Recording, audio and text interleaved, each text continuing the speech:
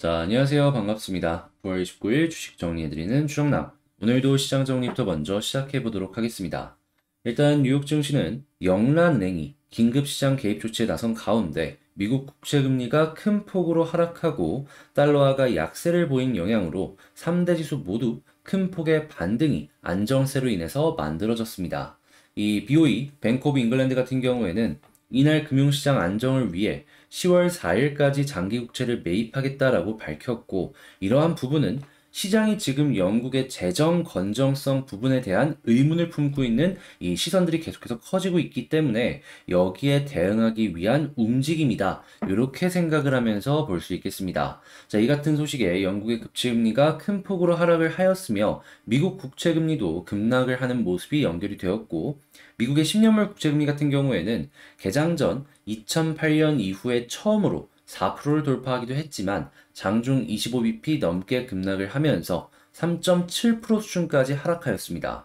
시카고 연은 총재 같은 경우에는 시장의 변동성이 금융 환경을 추가적으로 제약적으로 만든다라고 지적을 하면서도 인플레이션은 억제할 필요가 꼭 있다라고 언급을 했으며 4.75%까지 인상될 것이다라고 예상을 하였고요. 이에 CME 페드워치에 따르면 연방기금 금리 선물 시장에서 페드가 11월 금리를 75bp 인상할 가능성은 58%로 전일보다 4.5%가량 하락을 하였으며 50bp의 인상 가능성은 42%로 전일의 37.5에서 4.5%가량 상승하는 움직임이 보여주었습니다. 일단 현재까지 나오는 내용들을 살펴보게 된다면은 시장의 예상치에서 그대로 진행이 되는 모습이 보여주고 있기 때문에 어느 정도 시장이 선반영이 되어 있다라고 한다면 여기서 크게 변하는 게 없다면 어느 정도 가격 지지 그 후에 반등을 하는 움직임 이런 것들을 생각해 보기가 괜찮지 않을까 싶네요.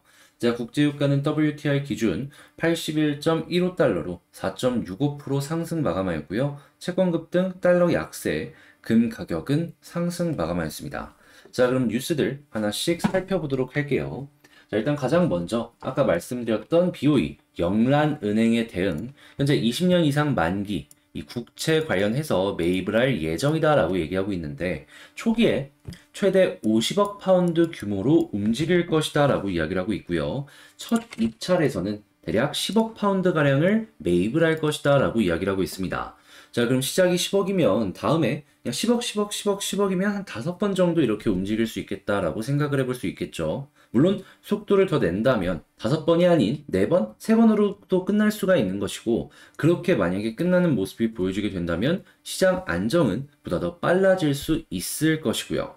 그래서 이제 영국 쪽에 이러한 스탠스가 변하는 것이 아니라면 일단은 이 변동성이 조금 완화가 되지 않을까 생각을 해볼 수 있는데 다만 문제가 있다면 이러한 움직임이 시장에 안정을 줌과 동시에 일부는 공포를 조정도 할 수 있다라는 겁니다. 왜냐하면 정책적으로 계속해서 긴축과 완화를 번갈아가면서 하고 있으니까요.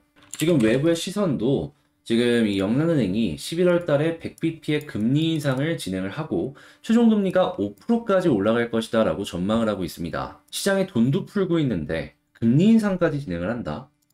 뭔가 좀 머리가 복잡해지지 않으신가요? 자, 그래서 이 뉴스 같은 경우에는 시장을 반등을 시켜주는 뉴스도 되겠지만 혼란을 일으킬 뉴스도 되기 때문에 후속 뉴스들 꼭 살펴봐야 된다. 이렇게 정리를 할 수가 있겠습니다. 자, 그 다음에 유럽의 이제 중앙은행 총재 같은 경우에는 금리 인상을 지속할 것이다 라고 이야기를 하면서 유럽의 스탠스는 이렇다라는 거 참고를 하면서 볼 수 있고요. 자, 그런 상황인데 지금 금리가 계속해서 이제 올라가는 모습이 보여지고 있고 일부는 선반영이 되어 있다 보니까 일부에서는 지금 바닥을 잡으려고 하지 말고 차근차근 매수를 해가지고 이제 단가를 맞춰 나가야 된다. 이러한 이야기들을 하는 것도 확인을 할 수가 있습니다. 뭐 저점 잡으려고 계속 보고 있다가 놓쳐가지고 나중에 후회하는 일 만들지 말아라. 약간 이런 이야기인 것 같은데 이런 부분들은 내 성향이 장기 투자다. 이렇게 생각하시는 분들께 참 좋은 방법이 되어주겠죠. 한 2년, 3년 가져가게 된다면 지금 현재보다 나쁘지 않은 모습 보여줄 수 있으니까요.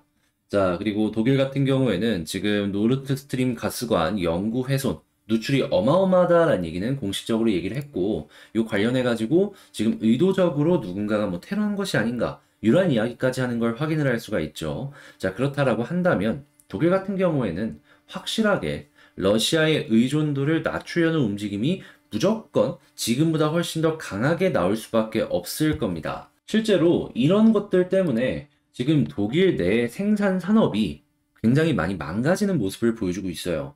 아니, 생산 비용이 엄청나게 올라가고 있는데 국제 경쟁력을 생각을 하게 된다면 독일이 이걸 그냥 가만히 두고만 보고 있겠냐라는 것이죠. 그리고 여러분들께서 아셔야 되는 게 독일은 민주주의입니다.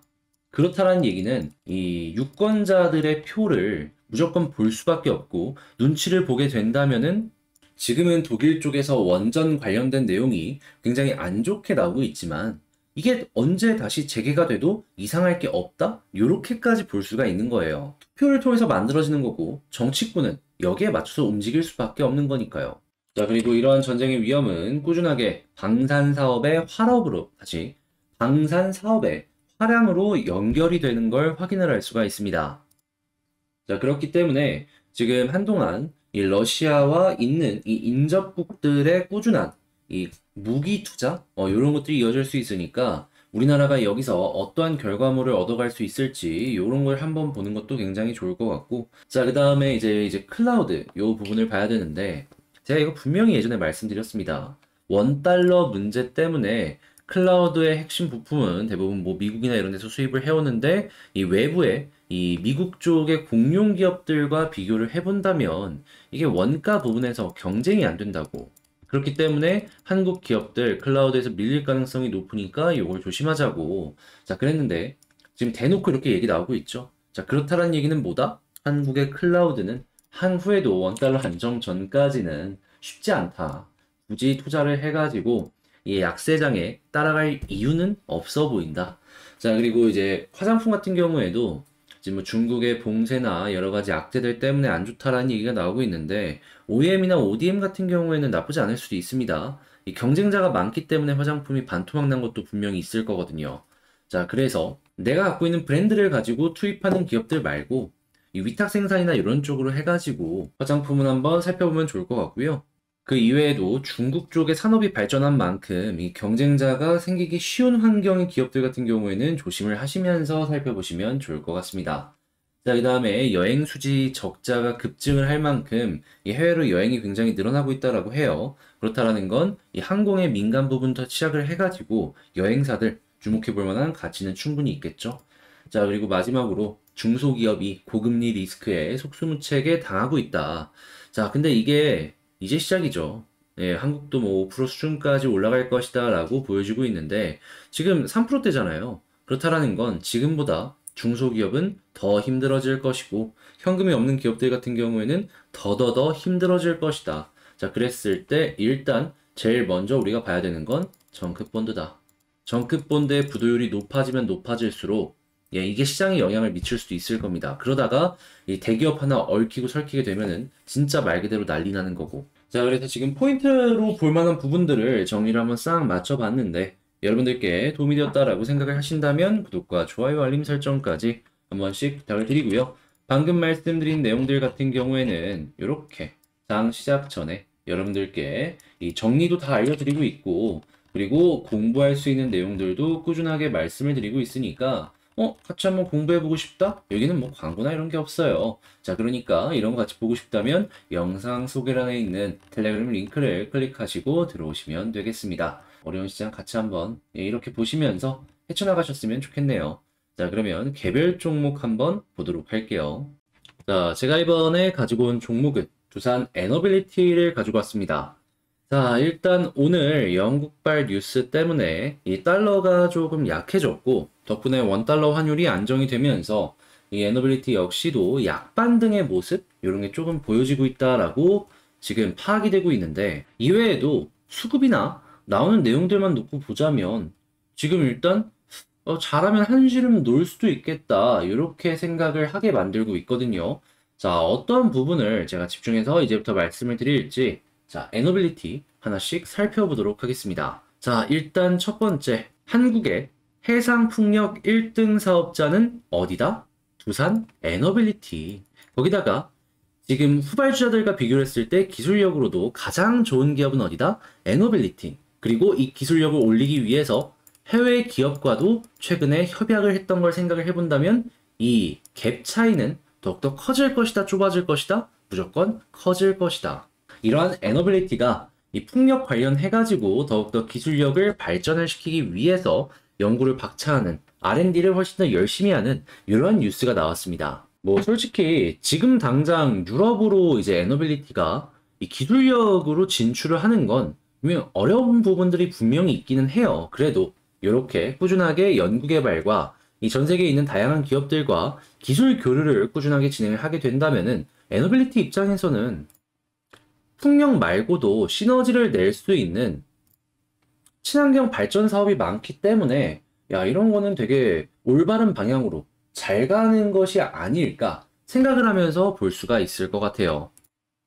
그래서 뭐 긍정적인 뉴스 하나 나왔다. 이렇게 생각을 해볼 수 있을 것 같고, 자, 두 번째 같은 경우에는 제가 지금 주목을 하고 있는 부분인데 핵 폐기물이 한국에서 포화 상태다라고 합니다. 지금 고리 원전에 임시 방패장을 짓는다라고 하는데 방패장 건설도 이게 원전이다 보니까 위험하잖아요. 돈이 되게 많이 들어가거든요. 자, 그랬을 때 에너빌리티 같은 경우에는 여기 만약에 이거 수주 받는다면 야, 이거 잘하면은 돈 많이 벌겠다. 또 하나의 매출원이 되어줄 수도 있겠다. 이거 기대하면서 볼 수가 있는 겁니다.